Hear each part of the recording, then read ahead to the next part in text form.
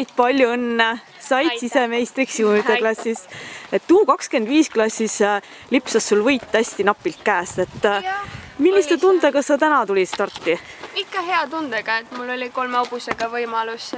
Kindlasti annab juurde, et sa saad mitme hobusega läbi sõita rada.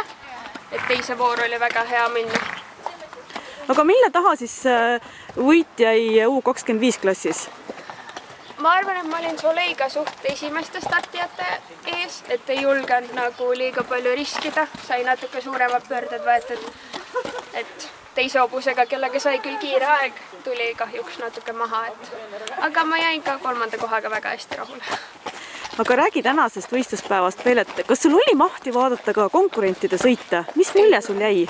Üldse ei vaadanud? Näinud, ma olin ju 3 hobusega ainult üles-alla, et kahjuks ei jäänud üldse aega. Aga kuidas sa hindad tänast rada? Rada oli väga hea.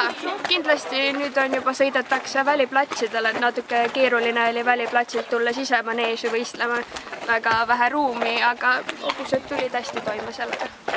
Räägi, milliste mõtetega sa nüüd välishooajale vastu lähed ja mis on sinu tähtsamad võistlused plaanis see aasta veel? Väga pikkasid plaane ei ole, aga nüüd mai alguses on minek Horsa Marketile 2 nädalaks Leetu. Ja siis vaatame edasi sealt. Sa osaled ka selles programmis, mis toetab noori takistussõitjaid just teel tippu, ütleme nii. Et räägi sellest programmist ka natukene, et mis sinu jaoks on seal positiivset? Kindlasti on positiivne, et sealt saab ikkagi mingit toetust natuke, et välisvõistlustele käia mitme hobusega eriti, see on päris kulukas. Need stardimaksud, transportid, kõik läheb päris kalliks, et kindlasti see on abi. Aga väga tore!